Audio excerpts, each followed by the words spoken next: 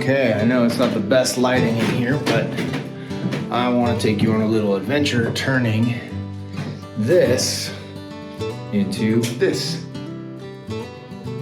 Dogs included. Let's go see how we did it.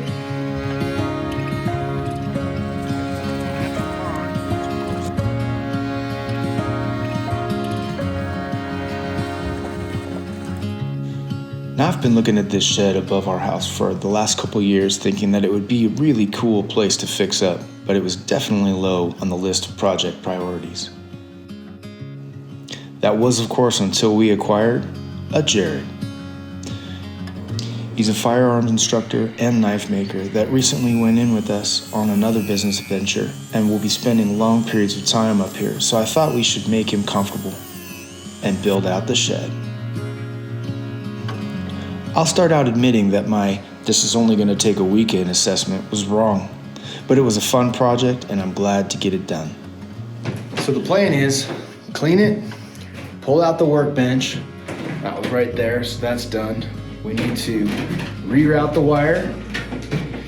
We're going to put some solvent on the floor where the rats have made a wonderful mess, and then probably pressure wash, put down some kills, insulate, drywall, put a floor in. How about that? That's about it. First, the cleanup. This shed has been home to rats and mice for a long time, so there was a fair amount of cleanup needing to be done. I found spraying these sections down with Lysol and scraping them up was effective. Next, tighten up the walls and seal them as best as possible.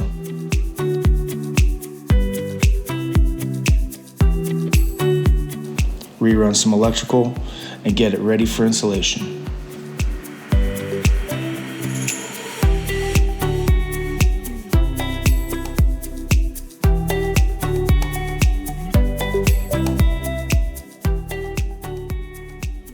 I went with R21 for 2x4s, and that seemed to fit pretty well, even though the width of the studs seemed to be almost random at best.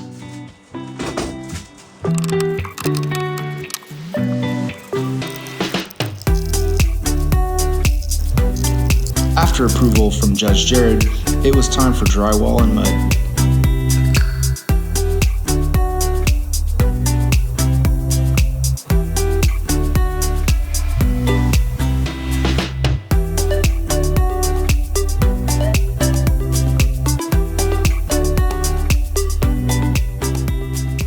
We did take a break to install a door that our neighbors Heidi and Bill gave us. Thanks, guys. We needed to widen the doorway by 4.5 inches, which we forgot to film, but found ourselves pretty proud and victorious after the battle of the door shims. Now watch it close.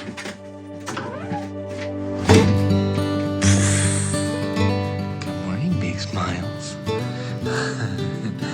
Happy dog. A big snowstorm came in last night, and it's time to plow. Now, plowing up here is something you have to stay on top of. If you let it sit, warm up, and then freeze again the next night, it's almost impossible to get out of the driveway, let alone down the road. But I wouldn't have it any other way. I took a couple of trips around the block also, as I noticed the county had not been out to plow yet. Sometimes it takes them a couple days to come do the main roads, as Modoc is a big county and people are really spread out.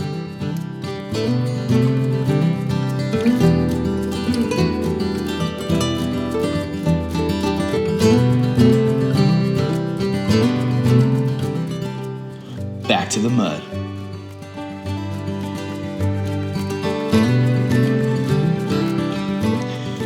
Now this is my second project doing this, and well, I really suck at it. Feel free to leave comments on how I can improve. I also found out that when you texture, you can't do more than one wall without going back and knocking it down or flattening the drops. I tried to do the whole shed, and by the time I tried to knock it down, it was starting to dry pretty good.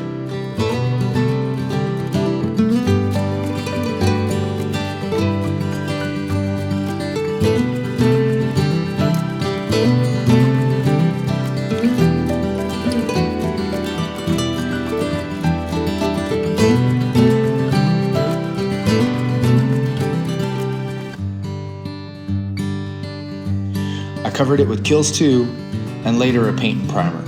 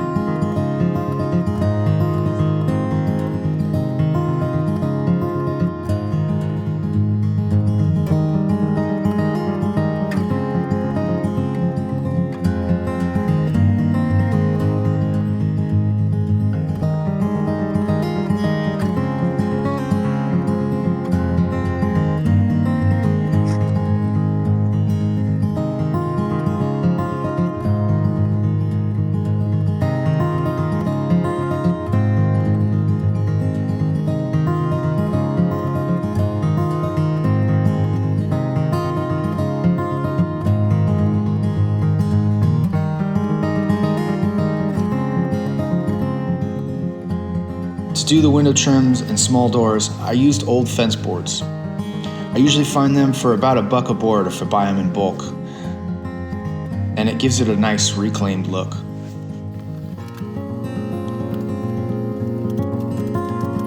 Okay, update on the potty shack. Finished the window trim and put up a little shelf. Finished the stained glass window trim. Put a little gnome door in so that the electrical box is sealed. Put a self-closing hatch on there. I forgot to film the making of the bed, but it's pretty standard. We just took some 2x12s and 4x4s and shot it with the weed dragon. Torched the crap out of it.